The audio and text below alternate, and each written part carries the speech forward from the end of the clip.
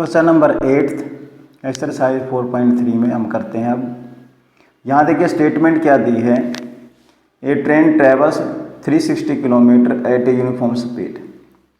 एक ट्रेन है 360 किलोमीटर का डिस्टेंस एक निश्चित स्पीड से तय। निश्चित का मतलब यूनिफॉर्म का मतलब क्या है, वो स्पीड जिसके अंदर चेंजिंग नहीं आए, जिसमें चेंजिंग नहीं आए। यदि ट्रेन 70 किलोमीटर पर आवर की स्पीड से जा रही है, न तो 70 से नीचे जाए न 70 से ऊपर जाए, मीन्स न वो स्पीड 69 हो न वो स्पीड 71 हो, यानी इसके अंदर चेंजिंग ही नहीं आई। तो यूनिफॉर्म स्पीड होती है जो स्पीड चेंज ना हो, एज इट इज रहे। आगे क्या बताएगा इसके अंदर, if the speed had been 5 kilometre more, यदि स्पीड 5 किलोमीटर प्रति घंटा ज़्यादा होती, it would have taken 1 hour less than for the same journey, उसी डिस्टेंस को कवर करने में इसको 1 घंटे का समय कम लगेगा। साफ सी बात है, अगर स्पीड बढ़ेगी तो टाइम कम लगेगा। एक तो आप पैदल चल के जाएं कहीं पर, एक दौड़ के जाएं। अगर आप दौड़ के जाओगे तो आपकी स्पीड बढ़ी, तो स्पीड बढ़ी तो आपने क्या लिया, टाइम को कम लिया। वही बात है अब यहाँ पर इसके अंदर है, ट्रेन की स्पीड बढ़ा दी 5 किलोमीटर पर आवर, तो उसी डिस्टेंस को, यानी किस डिस्टेंस को, 360 किलोमीटर को कवर करने में इसको 1 घंटे का समय कम लगता है। यानी बात समझ आई आपको, स्पीड यदि बढ़ जाएगी तो टाइम कम हो जाएगा। Find the speed of the train, तो जो ट्रेन है इसकी हमें क्या करनी है, स्पीड फाइंड आउट करनी है। बिल्कुल सिंपल सी बात है। तो हम क्या करेंगे, यहाँ पर लेट कर लेंगे भाई यूनिफॉर्म स्पीड ऑफ ट्रेन क्या है। तो यहाँ पर जैसे पहले हम लिख देंगे distance covered by train 360 kilometre, ठीक है। फिर यहाँ पर हम क्या करेंगे, यूनिफॉर्म स्पीड मान लेते हैं ट्रेन की, तो लिखेंगे late the uniform speed of train x kilometre per hour. तो हमने ट्रेन की स्पीड मान ली, यूनिफॉर्म स्पीड मान ली x किलोमीटर पर आवर। अब यहाँ पर हम पहले टाइम निकालेंगे भाई, जब ट्रेन की speed x kilometre per our है तब उसने 360 किलोमीटर का डिस्टेंस कवर करने में कितना टाइम लिया। तो यहाँ पर लिख लेंगे अब इसमें टाइम टेकन बाय ट्रेन। तो टाइम का फार्मूला होता है डिस्टेंस ओवर स्पीड। क्या फार्मूला होता है, डिस्टेंस ओवर स्पीड या डिस्टेंस बाय स्पीड।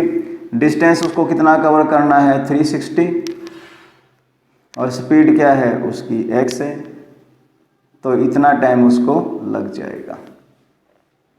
ये तो उस टाइम है जब उसकी speed x kilometre per our है, लेकिन अब उसकी स्पीड क्या बढ़ जाती है, कितने किलोमीटर, 5 किलोमीटर पर आवर। यानी पहले जितनी स्पीड थी, सपोज कर लो पहले उसकी मान ली 60 थी, अब 5 बढ़ गई, अब कितनी हो जाएगी, 65, ठीक है ना। अब पहले यहाँ पर हमने एक्सेलेरेट की थी, अब कितनी हो जाएगी, x + 5 हो जाएगी। तो यहाँ पर लिख लेंगे इसमें in the second situation the speed of train, the speed of train. तो पहले x थी, 5 बढ़ गई तो क्या बन जाएगी, x + 5 kilometre per our, x + 5 kilometre per our. अब स्पीड बढ़ी तो टाइम देखो कितना आएगा, तो यहाँ पर लिख लेंगे हम time taken by train, time taken by train. Distance तो उसका वही है 360, लेकिन स्पीड उसकी कितनी है, x + 5 है, आवर्स, इतना टाइम लिया। अब यहाँ पर एक प्रश्न बनेगा भाई टाइम कौन सा ज़्यादा है, भाई ये टाइम ज़्यादा है या फिर ये टाइम ज़्यादा है। मैंने आपको क्या बताया था, पहले हमने 1-2 क्वेश्चन भी किया है, उसके अंदर यदि स्पीड बढ़ेगी तो टाइम कम हो जाएगा। यानी ये टाइम अब कम है क्योंकि स्पीड बढ़ चुकी है तो टाइम कम होगा। ये कम है, इट मीन्स पहले वाला जो ये टाइम है, ये टाइम क्या है, ज़्यादा है। क्या है, ज़्यादा है। अब उसके अंदर स्टेटमेंट में क्या बताया था, उसको 1 घंटे का समय कम लगता है। पहले जितना टाइम लेते थे उससे घंटे का समय कम लिया, यानी कि अब ये कम हो गया टाइम आपका, यानी स्पीड बढ़ी तो टाइम आपका क्या हो जाएगा, कम हो जाएगा। तो ये कम है, इसका मतलब पिछले वाला समय क्या है, ज़्यादा है। तो ज़्यादा में से हम कम को माइनस करेंगे तो हमारे पास कितना आएगा, 1 आएगा। तो यहाँ पर हम लिख लेंगे अकॉर्डिंग टू क्वेश्चन, तो यहाँ पर हम लिख देंगे इसके अंदर 360/x minus 360/x plus 5 is equal to 1। इसको इस प्रकार से हम लिख लेंगे और अब हम इसको क्या करेंगे, सोल्व कर लेंगे।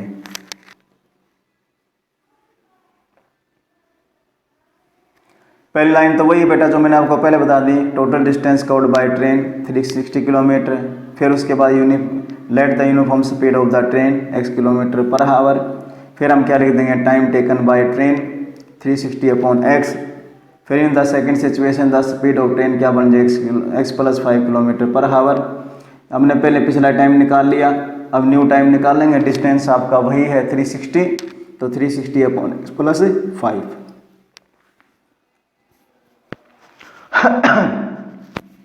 अब यहाँ पर अकॉर्डिंग टू क्वेश्चन, तो मैंने आपको क्या बताया था, स्पीड यदि बढ़ जाएगी तो टाइम क्या हो जाएगा, कम, यानी ये टाइम कम है और ये टाइम क्या है, ज़्यादा है। तो ज़्यादा में से कम को माइनस करेंगे, 360/x minus 360/x plus 5 is equal to 1।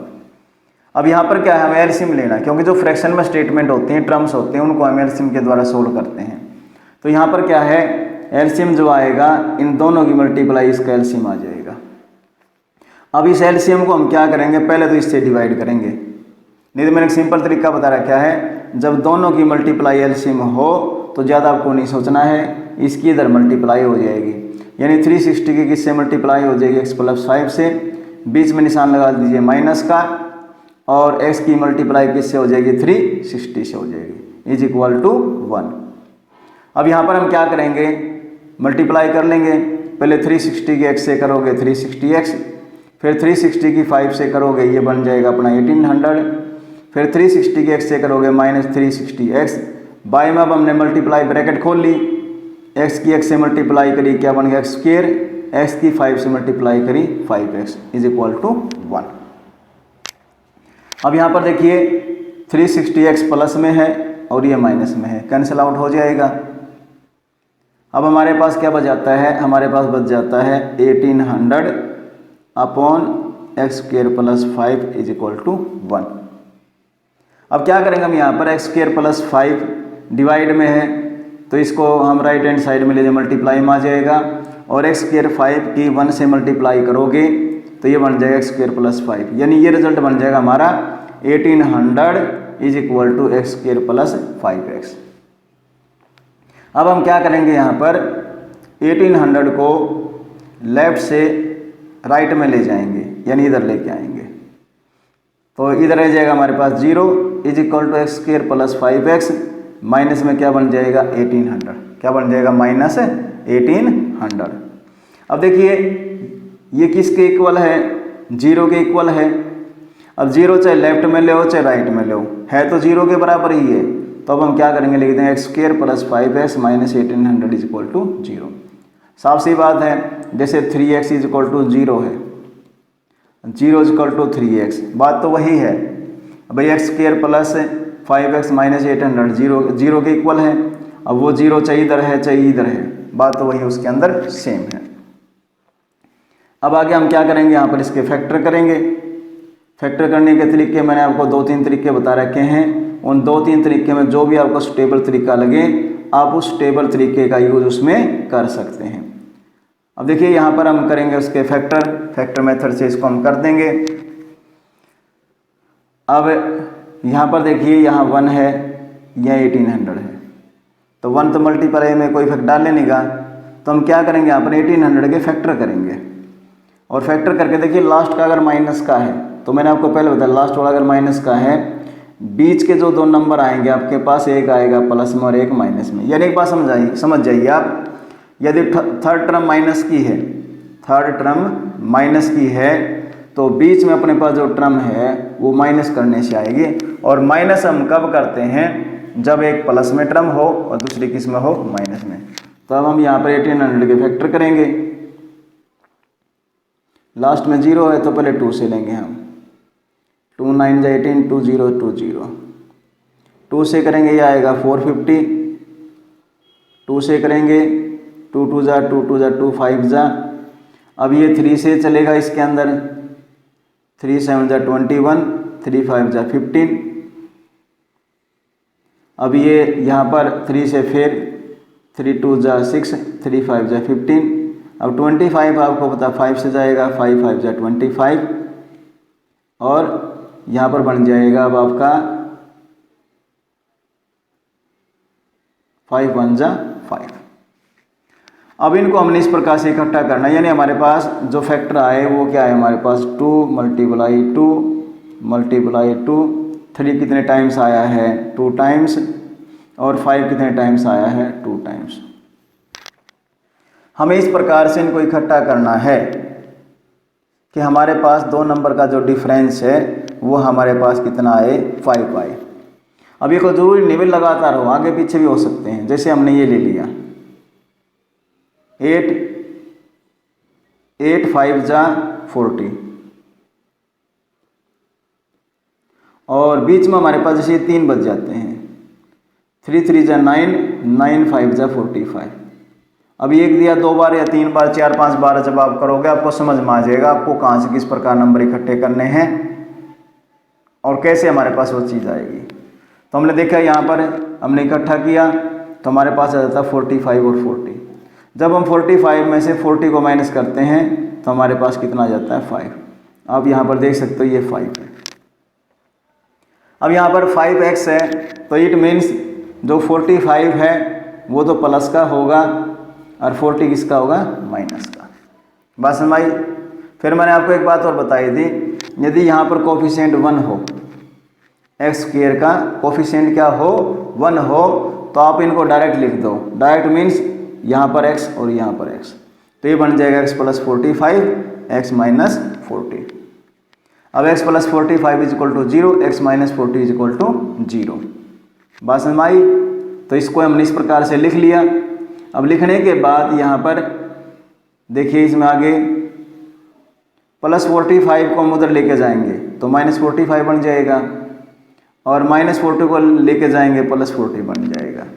x की वैल्यू माइनस 45 आई है और x हमने क्या मानी थी, स्पीड। स्पीड हमेशा पॉजिटिव होती है तो ये नेगेटिव है तो ये तो हो जाएगी रिजेक्ट। तो x की वैल्यू 40 पॉजिटिव है और x क्या है, यूनिफॉर्म स्पीड ऑफ ट्रेन है। तो लिख देंगे हम hence uniform speed of the train is equal to 40 kilometre per hour. तो इस प्रकार से ट्रेन की स्पीड हम क्या करेंगे यहाँ पर इसके अंदर फाइंड आउट कर लेंगे। बिल्कुल ईजी था, आराम से आपको समझ में आ भी गया होगा। ऐसी कोई मुश्किल चीज़ आपके लिए नहीं थी जो आप नहीं कर सकते थे। आपको छोटी छोटी बातें बताने की मैं कोशिश करता हूँ, आप भी साथ साथ में कोशिश करें उनको समझने की। सम तो आपके स्क्रीन पर होता ही है, साथ में उन छोटी छोटी बातों को जब समझोगे तो आपको ये बातें बिल्कुल अच्छी प्रकार से समझ में आ जाएंगी। ठीक है, ओके। तब हम स्टार्ट करते हैं इसके अंदर नेक्स्ट क्वेश्चन। Question number 9। थोड़ा ध्यान से आपको समझना है इस क्वेश्चन को, ये टाइम से रिलेटेड क्वेश्चन है। पहले छोटी सी बात अगर आपको समझ में आ जाएगी तो आप सम को आराम से समझ लोगे। देखिए सबसे पहले हम बात करते हैं वर्क।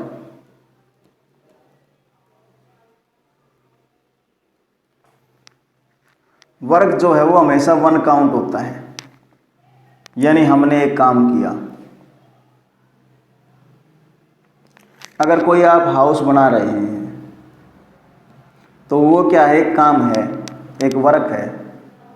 यदि आप कोई रोड बना रहे हैं तो रोड बनाना भी क्या है, एक वर्क है। अगर आप एक मॉल बना रहे हैं तो वो भी क्या है, एक वर्क है। अगर आप एक पुल बना रहे हैं तो वो भी क्या है, एक वर्क है। वो भी क्या है, एक वर्क है। बात समझ आई या नहीं आई। यानी कि जो वर्क है वो हमेशा क्या है, 1 काउंट होता है। वर्क जो हमेशा 1 काउंट होता है, तो वर्क होता है, चाहे वो छोटा वर्क हो चाहे वो बड़ा वर्क हो। जैसे हम एक छोटा, वैसे तो क्या होता है जब हम काम करते हैं डेली रूटीन में हमारी कैपेसिटी एक जैसी नहीं होती, कभी हम काम ज़्यादा करते हैं और कभी हम काम कम करते हैं। एक छोटी बात समझ लिया आपको समझ में आ जाएगी। जैसे कोई वर्क है, वर्क क्या है, जैसे एक मकान बनाना है, सपोज करिए हम कोई छोटा मकान बना रहे हैं और वो मकान आपका 6 महीने में पूरा बनता है, ठीक है। तो हम यहाँ पर क्या कहेंगे, भाई जो वर्क है हमारा काम है वो एक हो गया। अब वो एक काम क्या उसको देखिए यहाँ पर, यानी कि हम ये कह सकते, चलो हाउस को छोड़ दीजिए, आप छोटा एग्जांपल ले लीजिए। जैसे कोई काम उसको करने में हमें लगते हैं 6 घंटे, 6 आवर, यानी हम क्या कहेंगे 6 आवर में हमारे से एक काम होता है, 6 आवर में हमारे से एक काम होता है। तो 1 आवर्स में कितना होगा, तो उस टोटल काम का 1/6 होगा। बात समझ में आई कि दोबारा फिर देख लीजिए, 6 घंटे में हमारे से एक काम होता है, 6 आवर में एक काम होता है हमारे से। अब कोई कहे दे उस काम पे आपने 1 घंटा लगाया, तो हम क्या कहेंगे वहाँ पर, उस वर्क का जो पार्ट है 1/6 वो हमारे से कंप्लीट होगा, यानी हमने उस काम का 1/6 पूरा किया, हमने उस वर्क का 1/6 पूरा किया। तो ये बात आपको ध्यान में रखनी है, भाई इस वर्क को पूरा करने में कितना टोटल टाइम लगता है, तो ये बात यहाँ पर आएगी। जैसे इसी पर एक एग्जांपल और दे दिया, मान लीजिए किसी काम को पूरा करने में 8 घंटे लगते हैं आपको, तो हम क्या कहेंगे, भाई 8 आवर्स में वर्क होता है हमारे से 8 आवर्स में, तो 1 आवर्स में क्या होगा कम, तो क्या बन जाएगा 1/8। लेकिन उसका प्रश्न ये होता है 3 आवर्स में कितना होगा, तो पहले हम 1 आवर्स का निकाल लेते हैं। 1 आवर्स का होगा काम हमारे पास 1/8, और 3 आवर्स का होगा तो मल्टीप्लाई में क्या कर देंगे 3। तो इसी थ्योरी का यूज करके हम क्या करेंगे, यहाँ पर सम को सॉल्व करेंगे। इसको हम ऐसे कह सकते हैं, जैसे कोई वर्क है, क्या कहते हैं भाई x आवर्स में हमारे से काम होता है 1, तो 1 आवर्स में कितना होगा 1/x। इस प्रकार से इसको हम समझ सकते हैं। अब स्टेटमेंट रीड कीजिए, तो क्या कहते हैं भाई 2 वाटर टैप हैं, कितने वाटर टैप हैं, 2 वाटर टैप हैं यहाँ पर, वो दोनों मिलकर टैंक को 9 and 3/8 आवर्स में उसको भर देते हैं। अब आगे इसके अंदर क्या बताया गया है कि जो लार्जर टैप है, ठीक है, जो लार्जर टैप है, the tap of larger diameter takes 10 hours less than the smaller one to fill up the tank separately. अब क्या कहते हैं, अगर मान लें दोनों अलग अलग काम करें, तो जो बड़ा है वो छोटे से क्या करता है 10 घंटे का टाइम कम लेता है उसको भरने में। मीन्स छोटा यदि उस टैंक को भरने में 25 घंटे का समय लेगा, छोटा 25 घंटे का समय लेगा, तो बड़ा उससे 10 घंटे का टाइम कम लेता है, तो मीन्स 25 - 10 = 15। यानी कि छोटे से वो टैंक भरने में टाइम लगता है 25 घंटे 25 आवर्स, तो बड़ा उससे क्यों क्या करेगा 10 घंटे कम टाइम में 10 आवर्स कम टाइम में उसको भर देगा, यानी कितने टाइम में उसको फिलअप कर देगा 15 आवर्स में। हम ये सपोज करके चल रहे हैं। तो यहाँ पर इसने क्या पूछा आगे सम के स्टेटमेंट में, इसने कहा है find the time in which each tap, यानी प्रत्येक tap can separately fill the tank, प्रत्येक उसको भरने में अलग अलग कितना समय लेगा। यहाँ पर इन्होंने अपने पास कंबाइंड टाइप दिया है, भाई दोनों इकट्ठे चलेंगे तो इतना टाइम लेते हैं वो। अब प्रश्न ये है यदि वो अलग अलग लगे तो प्रत्येक कितना टाइम लेगा इसके अंदर, तो बात समझ में आई। तो यहाँ पर हमें अलग अलग का इसके अंदर क्या करना है, टाइम निकालना है इसमें। अब यहाँ पर पहले हम मिक्स फ्रैक्शन को खोल लेंगे, तो ये बन जाएगा 9 8 जा 72 + 3 75/8। यानी यहाँ से एक बात उभर के आती है, जब वो दोनों मिलकर काम करते थे हर एक का कितना टाइम लगता था 75/8 आवर्स। हालांकि छोटे का काम कम है, बड़े का काम क्या है ज़्यादा है, लेकिन टाइम तो दोनों ने क्या किया 75/8 आवर्स ही लिया। बात समझ आई या नहीं? दोनों का टाइम तो उतना ही लगेगा, यानी कि दोनों टाइम सपोज करो सुबह 10 AM पे स्टार्ट कर दिया, हम कोई और एग्जांपल ले रहे हैं। दोनों टैप क्या कर दिया 10 AM पे स्टार्ट कर दिए और 12 AM तक 12 नून तक वो लगे रहे।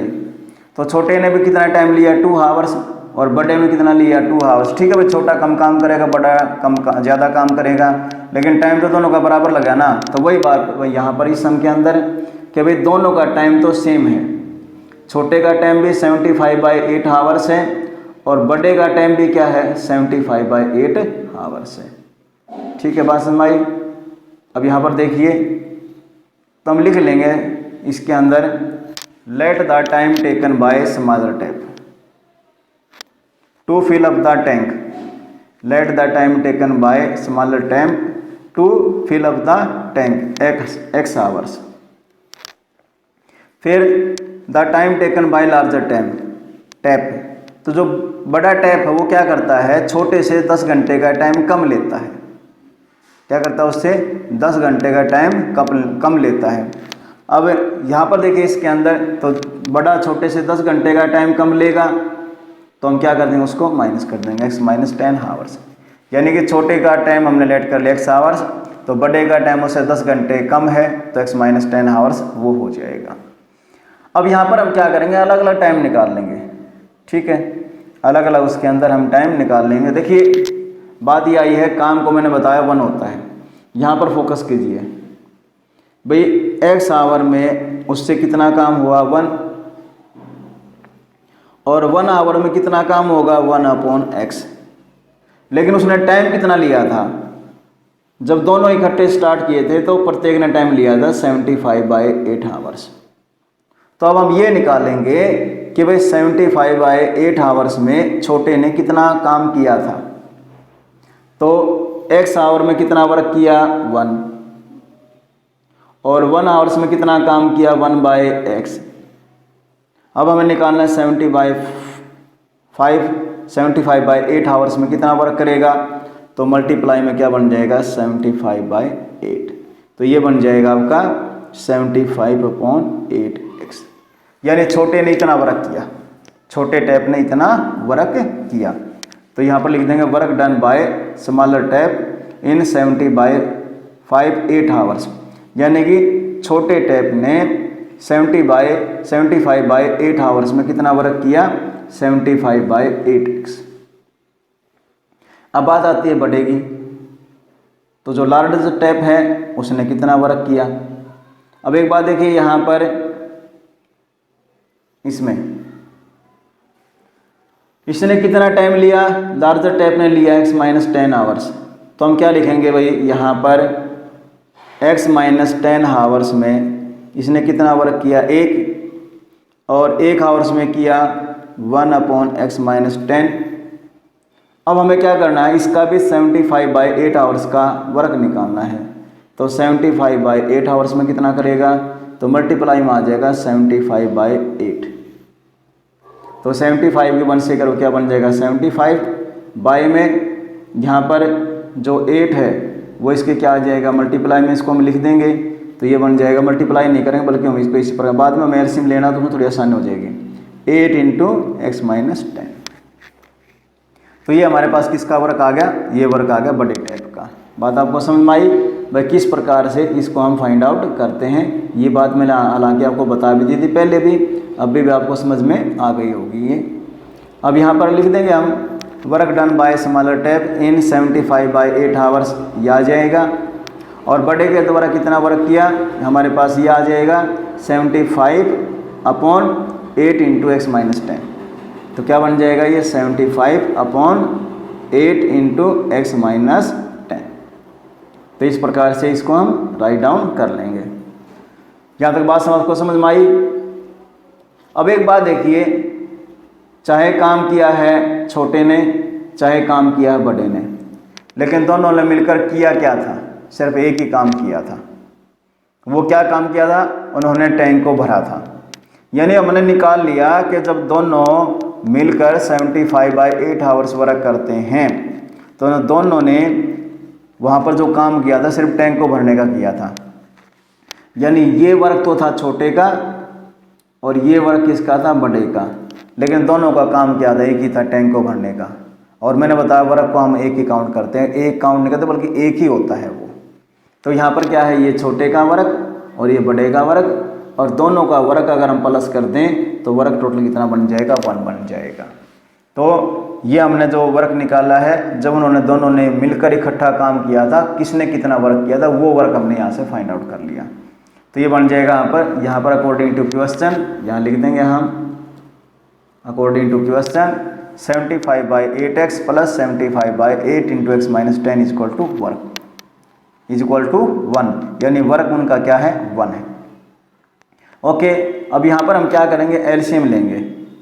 क्या लेंगे, यहाँ पर हम इनका एलसीएम लेंगे। देखिए एलसीएम के अंदर क्या होता है, कई मेथड हैं। अगर कोई नंबर कॉमन है तो पहले कॉमन नंबर को राइट डाउन कर लो। तो इन दोनों के अंदर कॉमन नंबर क्या, 8 है, तो 8 हमने लिख लिया। अब आप क्या करोगे, जो रिमेनिंग आपके पास नंबर रह जाते हैं उनको राइट डाउन कर लो। पहले कॉमन लिख लीजिए, कॉमन हमने लिख लिया। अब जो रिमेनिंग रहेंगे, रिमेनिंग हमारे पास क्या बचता है, x और x माइनस 10। तो इस प्रकार ये इसका एलसीएम आ जाएगा। एलसीएम वास्तव में क्या होता है, वो छोटा लोएस्ट कॉमन मल्टीप्लायर होता है, लोएस्ट कॉमन मल्टीप्लायर होता है। वास्तव में क्या, वो छोटे से छोटा नंबर जो इन दोनों से क्या हो जाए, कंप्लीट डिवाइड हो जाए। वो छोटे छोटा नंबर जो दोनों से क्या कंप्लीट डिवाइड हो जाए। अब देखिए यहाँ पर पहले हम 8x से इसको डिवाइड करेंगे, 8x इंटू एक्स माइनस 10, इसको हम किससे डिवाइड करेंगे, 8x से। अब 8x से 8x कैंसिल आउट हो जाएगा, हमारे पास क्या बचता है, x माइनस 10। अब x माइनस 10 की हम किससे मल्टीप्लाई करेंगे, 75 से मल्टीप्लाई करेंगे, तो ये बन जाएगा 75 इंटू एक्स माइनस 10 प्लस यहाँ पर। अब आपको क्या करना है, यहाँ पर उसी प्रकार आपको क्या करना है, अब आपको यहाँ पर अब आपको करना है इसको 8x इंटू एक्स माइनस 10 को 8 इंटू एक्स माइनस 10 से डिवाइड करना है। अब x माइनस 10 से x माइनस 10 कैंसिल आउट हो जाएगा, 8 से 8 कैंसिल आउट हो जाएगा, आपके पास क्या बचता है, x। अब x की किससे मल्टीप्लाई होगी, x की मल्टीप्लाई होगी 75 से, यानी इससे। तो ये बन जाएगा 75 into x is equal to 1। Okay, अब यहाँ पर हम स्टार्ट करते हैं आगे। इसमें एलसीएम तो हमने ले लिया, तो ऊपर मल्टीप्लाई करें, 75 की x से मल्टीप्लाई करेंगे, बन जाएगा 75x। 75 की 10 से करोगे माइनस 750 बन जाएगा, ये 75 की 75x हो जाएगा। नीचे हम ब्रैकेट खोल लेंगे, 8x की x से मल्टीप्लाई करें क्या बन जाएगा, 8x स्क्वायर। 8x की 10 से मल्टीप्लाई करें, पहले साइन को ध्यान में रखना आपने, पहले आपको किसको ध्यान में रखना है, साइन को ध्यान में रखना है। तो साइन किसका आएगा, माइनस का, तो ये बन जाएगा minus 80x is equal to 1। अब यहाँ पर देखिए 75x 75x, तो ये कितना बन जाएगा 150x माइनस में 750, बाई में आपने देख लिया क्या है ये 8x square minus 80x is equal to कितना है, 1 है। अब यहाँ पर ये डिवाइड में है, इसको इधर लेके जाएंगे, 1 के साथ मल्टीप्लाई करेंगे, तो ये बन जाएगा 8x स्क्वायर माइनस 80x, और लेफ्ट हैंड साइड में ये अपने पास एज इट इज रहेगा। बात आपको समझ में आई, ठीक है। तो आगे हम स्टार्ट करते हैं अब इसमें।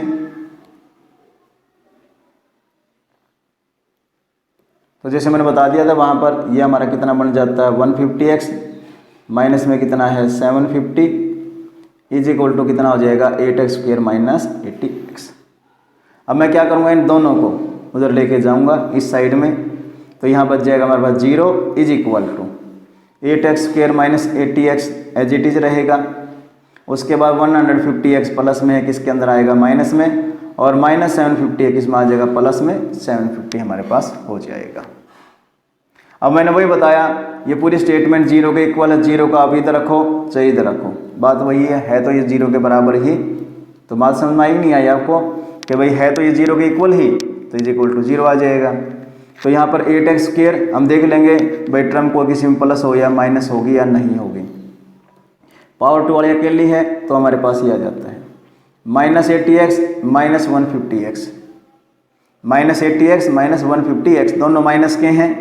जब माइनस को आप माइनस में प्लस करते हो तो माइनस का रिजल्ट आता है, तो इन दोनों को ऐड करोगे तो ये बन जाएगा -230x।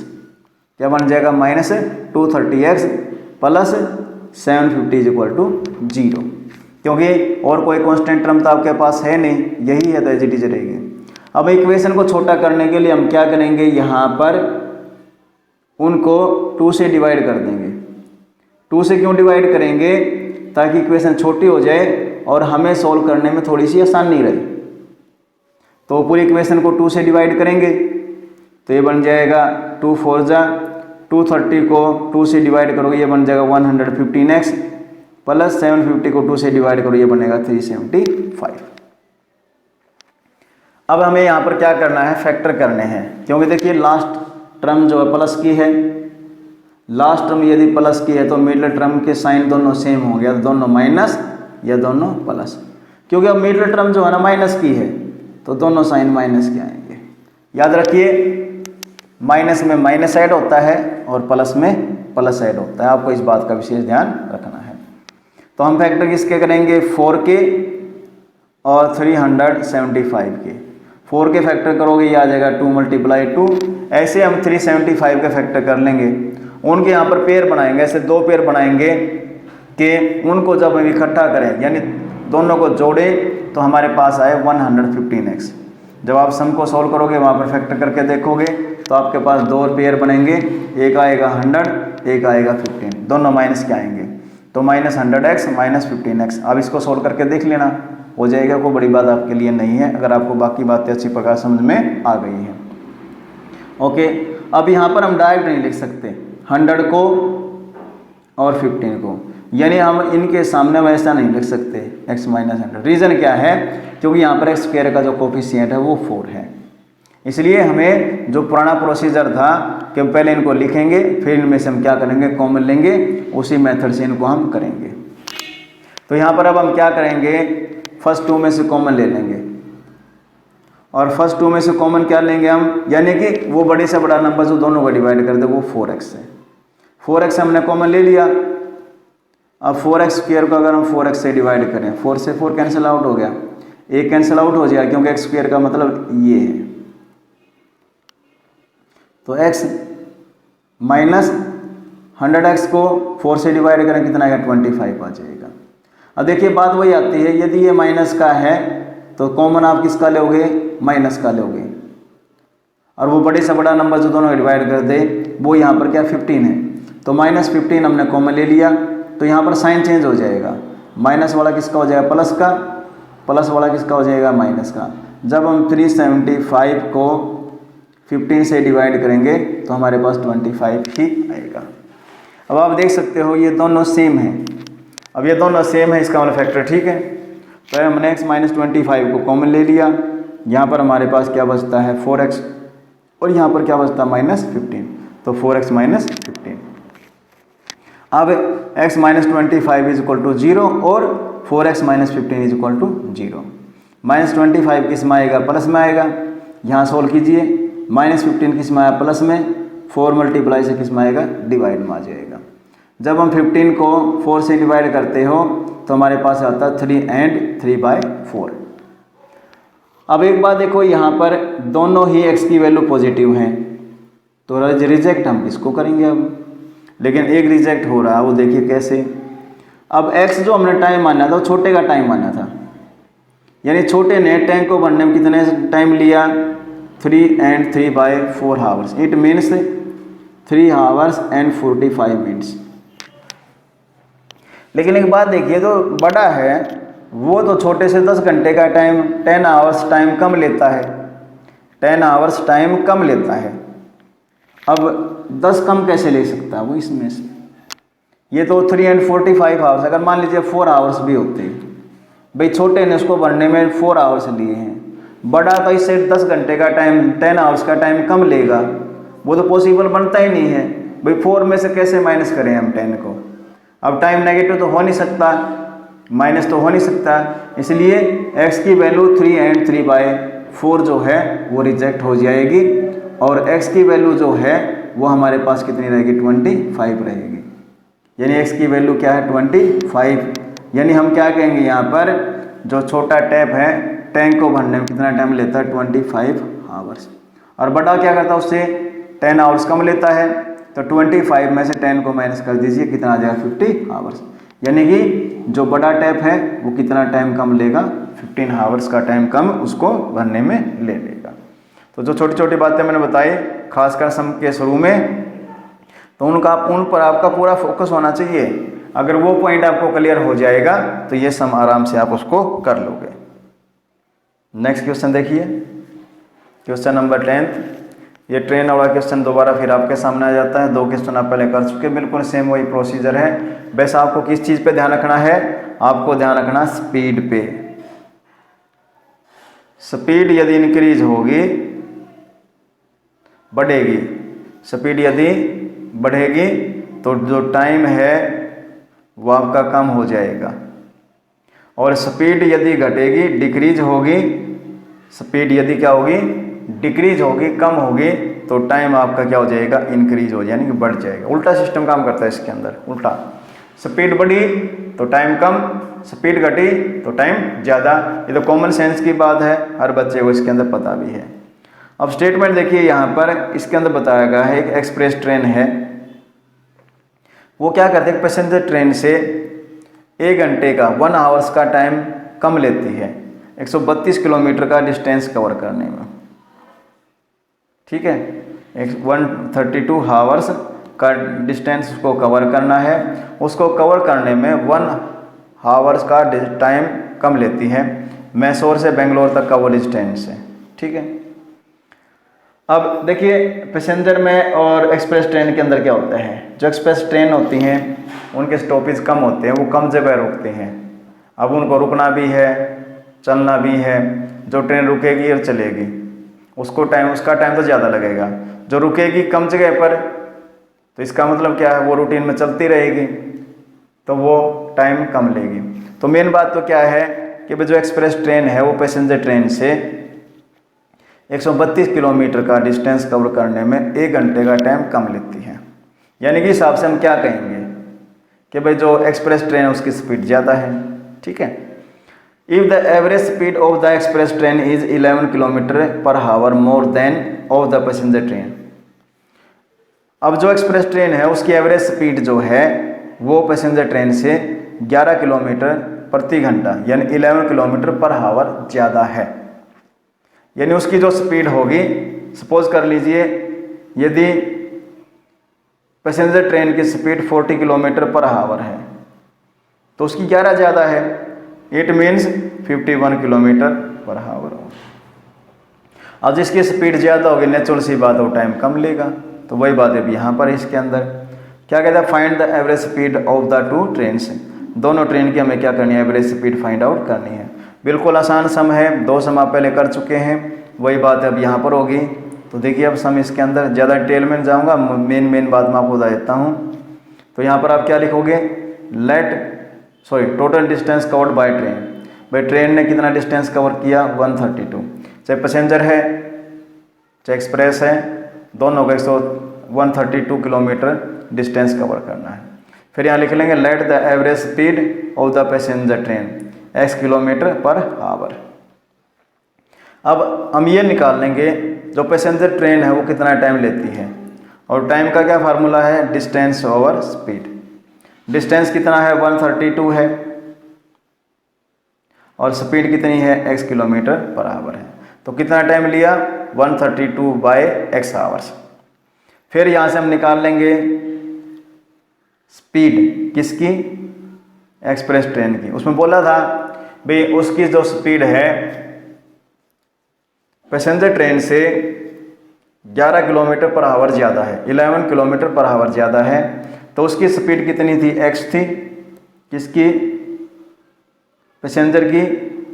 तो एक्सप्रेस की कितनी हो जाएगी, x + 11 किलोमीटर पर आवर। तो ये बन जाएगी x + 11 किलोमीटर पर आवर। ये स्पीड किसकी हो जाती है, ये स्पीड हो जाती है किसकी, एक्सप्रेस ट्रेन की। अब इसी प्रकार हम इसका टाइम निकाल लेंगे। किसका टाइम निकाल लेंगे, एक्सप्रेस ट्रेन का। तो यहाँ लिख देंगे हम इसके अंदर टाइम टेकन बाय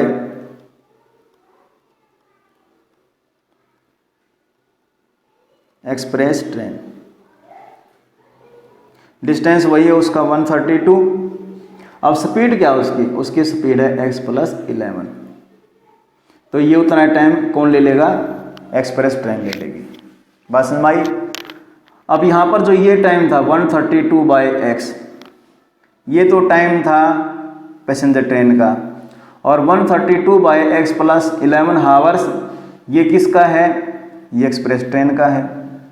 अब प्रश्न ये बनता है कि टाइम किसने ज़्यादा लिया। मैंने एक सिंपल सी बात बताई थी, जिसकी स्पीड ज़्यादा होगी, जिसकी स्पीड ज़्यादा होगी वो टाइम कम लेगा। तो स्पीड इसकी ज़्यादा है तो ये टाइम क्या है, कम है आपका।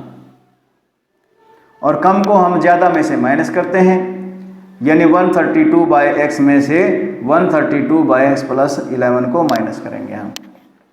और टाइम का डिफरेंस कितना था, 1 था, तो यहाँ पर इक्वल में कितना आ जाएगा, 1 आ जाएगा। बात सुनाइए आपको। तो यहाँ पर इसको इस प्रकार से हम लिख लेंगे, according to question 132/x minus में 132/x + 11 = 1। अब हम एलसीएम लेंगे तो इन दोनों की मल्टीप्लाई एलसीएम आ जाएगी। मैंने बताया जब दोनों की मल्टीप्लाई एलसीएम हो तो इसकी इधर मल्टीप्लाई होगी, इसकी इधर मल्टीप्लाई हो जाएगी। 132x + 11, बीच में माइनस का साइन है, 132x बाय में x इंटू ये आपका एलसीएम था ही उसके अंदर। अब ऊपर हम मल्टीप्लाई खोल लेते हैं, मल्टीप्लाई कर लेते हैं। 132 के x से करी 132x, 132 के 11 से करी 1452, माइनस 132 के x से करी 132x बाय में इसकी से मल्टीप्लाई कर x², x की 11 से करी 11x = 1। अब ऊपर देखिएगा इसके अंदर यहाँ पर क्या कि भाई 132x से 132x कैंसल आउट हो जाएगा। हमारे पास क्या बच जाता है 1452 बाय में 11x² + 11x = 1। यहाँ पर एक स्टेप ऐसे हो जाएगा, डायरेक्ट करना चाहो आपकी इच्छा है। 1452 बाय में x² + 1x = 1। तो 1452 इधर लेके जाओगे मल्टीप्लाई करोगे तो क्या बन जाएगा x² + 11x। अब आगे हम यहाँ पर क्या करेंगे कि जो x² + 11x उसको तो हमने पॉजिटिव रखना x² को। तो 1452 को हम क्या करेंगे, लेफ्ट से राइट में लेके जाए, किस में आ जाएगा, माइनस में। तो इक्वेशन बन जाती है x² + 11x माइनस में 1452। अब ये 0 इधर है, 0 का आप क्या करोगे, यहाँ पर क्या करोगे, यहाँ पर आप लेफ्ट की बजाय राइट में लिख दीजिए। यहाँ पर इसको हम क्या करेंगे, राइट डाउन कर देंगे। अब आगे वही सेम प्रोसीजर आपको फैक्टर करने हैं। तो मैंने क्या बताया था, यदि थर्ड टर्म माइनस की है तो मिडिल टर्म जो आएगी वो माइनस करने से आएगी। और माइनस कब करते हैं, एक प्लस हो दूसरा क्या हो, माइनस हो। अब यहाँ पर क्या है 452 के हम फैक्टर कर लेंगे। यहाँ पर प्रोसीजर मैंने आपको बताया यहाँ पर। और ऐसे दो पेयर बनाना कि उनका डिफरेंस कितना है, आपका 11 आए। कितना है, 11। जब आप फैक्टर करोगे तो वहाँ पर देख लेना आपके 44 और 32 दो पेयर इस प्रकार से इकट्ठे बनेंगे ही बनेंगे। फिर मैंने आपको बताया अगर x² का कोफिशिएंट यहाँ पर 1 है तो डायरेक्ट लिख दीजिए। डायरेक्ट क्या लिखोगे, x + 44 और x - 33, यानी वहाँ पर दो पेयर आपके बनेंगे। चलो मैं आपको बना के दिखा भी देता हूँ, हो सकता है आप पजल हो जाए इस चीज़ के अंदर। मैं करवा भी देता हूँ, देख लीजिए। हम यहाँ पर क्या करेंगे 1452 के प्राइम फैक्टर करेंगे। पहले 2 से, 2 7 जा, 2 2 जा, 2 6 जा, 2 3 जा, 2 6 जा, 2 3 जा। अब 3 पे 3 1 जा, 3 2 जा, 3 1 जा। अब क्योंकि ये क्या है 121 है तो ये सिर्फ 11 से डिवाइड होगा। 11 से आ जाएगा 11 और यहाँ पर हो जाएगा 11। बात समझ में आई। अब देखिए यहाँ पर मैंने बताया कि इनके बीच का डिफरेंस 11 है, सॉरी मिडिल टर्म क्या है 11x है। तो यहाँ पर मैंने बताया था यदि थर्ड टर्म माइनस की है तो मिडिल टर्म जो आएगी वो माइनस करने से आएगी, और माइनस कब होता है जब दो साइन अपोजिट हों, माइनस करने से। ठीक है, अब यहाँ पर हम इनको इकट्ठा कर लेते हैं, जैसे मिडिल टू को इकट्ठा कर लो, फर्स्ट टू और लास्ट। ये कितना बन गया आपका 44, और ये कितना बन गया 33। जब आप 44 में से 33 को माइनस करते हो कितना आता है 11, और हमें क्या चाहिए 11 ही तो चाहिए है। बस हमारी 44 में से 33 को माइनस किया, कितना आया 11 आया, और ये हमें चाहिए था। तो दो फैक्टर बनेंगे, एक 44 दूसरा 33। तो आपको करना क्या है, यहाँ पर भी आगे लिखना है x + 44, और यहाँ पर भी आगे लिखना x - 33। तो इसके दो पेयर बन जाते हैं, x + 44 और x - 33। तो इस प्रकार से इनका हम क्या करेंगे, यहाँ पर प्राइम फैक्टर करके दो पेयर उसमें से हम बना देंगे। अब बना दिए तो मैंने बता, अगर इसका x का कोफिशिएंट 1 है तो डायरेक्ट लिख दीजिए। अब डायरेक्ट लिखना, आगे सोल्व करो, x + 45 = 0, x - 33 = 0। 44 किस में आएगा माइनस में, -33 किस में आएगा प्लस में। क्योंकि स्पीड आपको पता है प्लस में होती है, तो -44 रिजेक्ट हो जाएगा, x की वैल्यू हमारे पास क्या रहेगी +33 रहेगी इसके अंदर। अब आगे अब लिख दोगे, hence the average speed of the passenger train 33 km/h। अब आपको पता है एक्सप्रेस की 11 ज़्यादा थी, तो 33 में हम क्या करेंगे 11 को प्लस कर देंगे। तो प्लस करने के बाद 33 में 11 को प्लस कर दिया, कितना बन जाएगा 44 किलोमीटर। तो इस प्रकार जो अपने पास पैसेंजर ट्रेन है उसकी स्पीड तो क्या है 33 km/h आई है, और जो अपने पास एक्सप्रेस ट्रेन है उसकी जो स्पीड कितनी आई है 44 km/h आई हमारे पास। देखिए नेक्स्ट क्वेश्चन,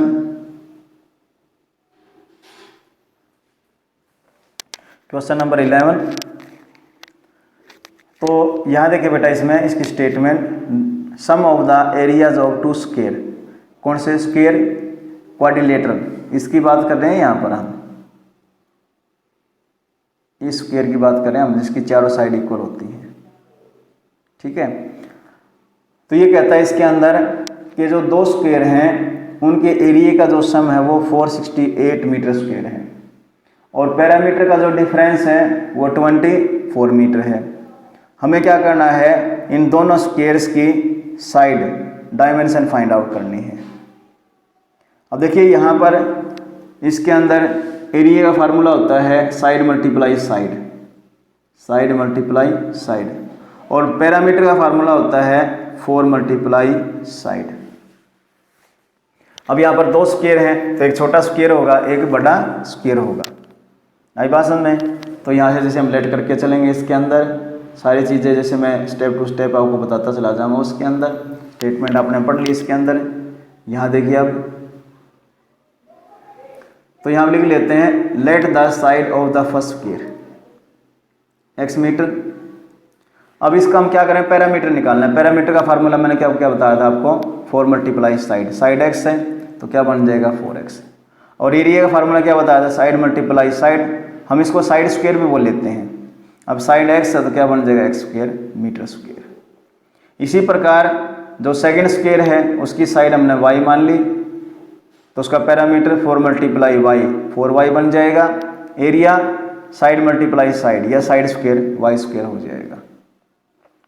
तो इस प्रकार हमने यहाँ पर क्या कर लिया, जो दोनों स्क्वायर थे उनकी साइड लेट करके एरिया में निकाल दिया और उसका पैरामीटर में निकाल दिया।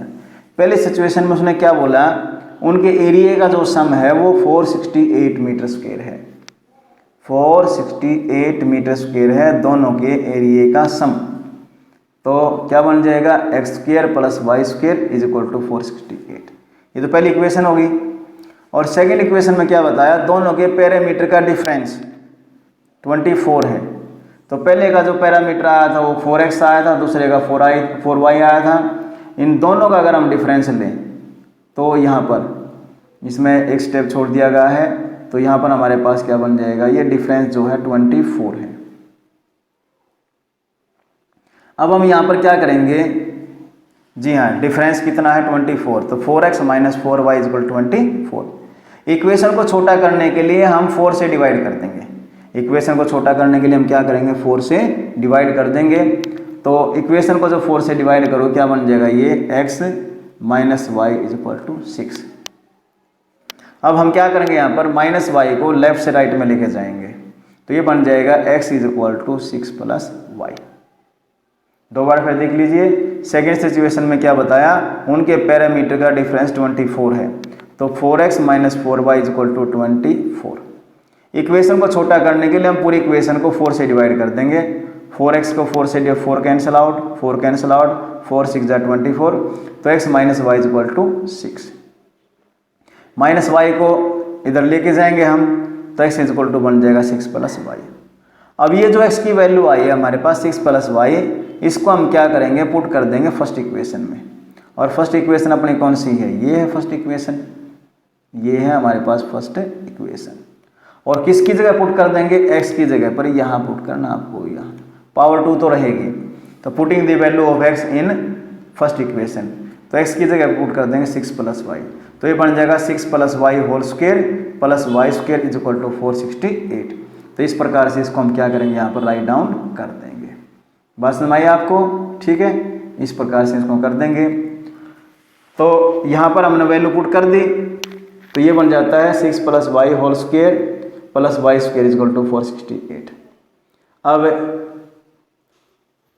इसकी वैल्यू कैसे फाइंड आउट करेंगे, तो इसको मैंने बार बार बताया है, यहाँ पर ये इस शेप में आ जाता है, a plus B whole square का फार्मूला बन जाता है। ये आपका फार्मूला आपको पता है क्या होता है, a square plus B square plus 2ab।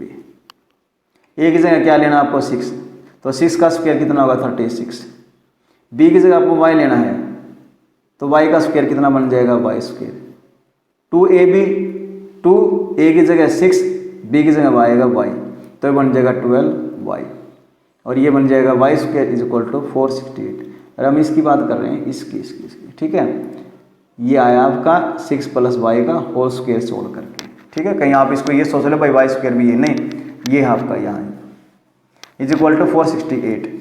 अब यहाँ पर देखिए, जो हमारे पास वेरिएबल होते हैं, जो लाइक टर्म्स होती हैं, लाइक कैसे होती हैं, वेरिएबल भी सेम हो, पावर भी सेम हो, तो एक दूसरे में प्लस और माइनस हो जाएंगे। तो वाई स्क्वायर में वाई स्क्वायर ऐड करो, क्या बन जाएगा 2y स्क्वायर। अब 12y यानी y की पावर वाला अकेला है, तो 12y ऐसे रहेगा, प्लस 30 कांस्टेंट, 468 प्लस है, लेफ्ट में लेके आओगे तो क्या बन जाएगा माइनस 468 इज इक्वल टू 0। तो इस प्रकार से हम इनको सोल्व कर लेते हैं। आगे देखिए, इसके अंदर यहाँ पर 468 नेगेटिव है, 36 पॉजिटिव है, तो साइन अपोजिट है तो माइनस करेंगे। तो 468 में से 32 को माइनस किया, कितना आएगा 432 अपने पास ही आ जाते हैं। अब इक्वेशन को छोटा कर लेंगे ताकि सोल्व करने में हमें आसानी रहे। तो पूरी इक्वेशन को हम क्या करेंगे, 2 से डिवाइड कर देंगे। 2 से डिवाइड किया वाई स्क्वायर, 2 6 जा 432 को 2 से डिवाइड किया 216 इज इक्वल टू 0। बात समझ में आई, तो इस प्रकार से इसको हम सोल्व कर लेते हैं। अब देखिए, बात आती है क्वाड्रेटिक इक्वेशन बन जाती है। अब क्वाड्रेटिक इक्वेशन अगर बन गई है तो इसको हम आगे सोल्व करेंगे। तो मैंने आपको क्या बताया था, थर्ड टर्म अगर माइनस की है तो मिडिल टर्म कैसे आएगी, माइनस करने से आएगी। तो एक प्लस का, दूसरा किसका आएगा माइनस का। अब यहाँ पर वाई स्क्वायर का कोफिशिएंट 1 है, तो इट मीन्स आप डायरेक्ट इसको लिखोगे, डायरेक्ट कैसे लिखो मैंने आपको बार बार बताया है। अब हम 216 के रफ में प्राइम फैक्टर कर लेंगे और वहाँ से 2 पेयर बनाएंगे। जब आप 2 पेयर बनाओगे, एक तो आएगा प्लस का, दूसरा आएगा माइनस का, तो इसको हम जैसे अब करेंगे यहाँ पर 2 1 जा 1। कई बच्चे क्या कर देते हैं, सीधा लिख देते हैं 2 18 जा, गलत है, क्योंकि एक्चुअल में क्या होता है, इन दोनों की मल्टीप्लाई है ना, ये होती है। ये सबसे बड़ी मिस्टेक करते हैं बहुत सारे बच्चे इसके अंदर। मैं आपको है ना अलग से डिवाइड करके दिखा सकता हूँ कि भाई क्वोशिएंट आपका ये आएगा यहाँ पर, यानी जब हम 216 को 2 से डिवाइड करेंगे तो क्या आएगा 2 1 जा 2 0, 1 कैरी करना पड़ेगा आपको। जब आप 2 से डिवाइड करोगे डिवाइड नहीं होगा, जब डिवाइड नहीं होता तो हम क्या करते हैं, यहाँ पर 0 लगा देते हैं और फिर ऊपर से अगली टर्म को कैरी करते हैं, उतारते हैं। तो 2 8 जा 16, तो क्या आया आपका यहाँ पर 108 आया। तो इसका मतलब यहाँ पर क्या आएगा 108 आएगा। तो बात समझ में आई। तो ये चीज़ आप ध्यान में रखिए, बहुत सारे बच्चे ये मिस्टेक उसमें करते हैं। 2 से फिर 2 5 जा 2 4 जा कितना आएगा 27। 27 आपको पता 3 से डिवाइड होता है, 3 9 जा 3 3 जा और 3 1 जा। ये मैंने आपको बताया यदि थर्ड टर्म माइनस की है, थर्ड टर्म किसकी है माइनस की है, तो मिडिल टर्म जो है ना माइनस करने से आएगी। तो ऐसे 2 नंबर लेने उनका डिफरेंस कितना हो 6 हो, कितना हो 6 हो। तो देखिए हम किस प्रकार से लेंगे यहाँ पर, जैसे हमने इकट्ठा कर लिए ये 3 3 जा 9 9 2 जा 18, ठीक है, और 2 2 जा 4 4 3 जा 12। 18 में से आप 12 को माइनस करो कितना आएगा 6 6 आपका ये रहा। तो यहाँ पर 6 प्लस का है तो 18 प्लस का तो लिख दोगे x प्लस 18, 12 माइनस का तो ये लिख दो x माइनस 12। ये आपको कब लिखना है जब यहाँ पर 1 है। कॉमन सेंस की बात है, नहीं लिखा हुआ है इसका मतलब वो 1 ही है। ये बात मैं आपको बार बार उसके अंदर बता चुका हूँ। तो इसके जो हमने फैक्टर किए, हमारे पास फैक्टर क्या है x plus 18 sorry y minus 18 और y माइनस 12। तो y plus 18 is equal to 0, y minus 12 is equal to 0। Plus 18 किस में आएगा माइनस में, माइनस 12 किस में आएगा प्लस में। अब y की वैल्यू जो है ना माइनस 18 उसको रिजेक्ट कर देंगे, क्यों, क्योंकि स्क्वायर की साइड पॉजिटिव होती है, नेगेटिव हम नहीं लेंगे तो ये तो रिजेक्ट हो जाएगी। तो y की वैल्यू हमारे पास कितनी आ जाती है 12। y हमने क्या लेट किया था, y हमने लेट किया था छोटे स्क्वायर की साइड, अब बड़े की भी तो हमें चाहिए कि साइड। तो हम क्या करेंगे यहाँ पर y की जो वैल्यू है उसको हम किस में पुट कर देंगे, सेकेंड इक्वेशन में पुट कर देंगे। और सेकेंड इक्वेशन आपकी क्या थी, सेकेंड इक्वेशन थी हमारी x is equal to 6 plus y. तो यहाँ पर हम पुट करेंगे, यहाँ पर हम पुट करेंगे y की वैल्यू, और जब यहाँ पर y की वैल्यू पुट करोगे तो क्या बन जाएगा x is equal to 6 plus 12। क्या बन जाएगा x is equal to 6 plus 12 is equal to 18। तो x की वैल्यू कितनी आ गई 18। तो x थी बड़े स्क्वायर की साइड, y थी छोटे स्क्वायर की side. Hence side of first square 18 metre और side of second square 12 metre. तो इस प्रकार से इनको हम क्या करेंगे फाइंड आउट कर लेंगे। तो थोड़ा ध्यान दीजिए आप अच्छी प्रकार से, कोई बड़ी बात आपके लिए नहीं है, आराम से आप उसको कर पाएंगे।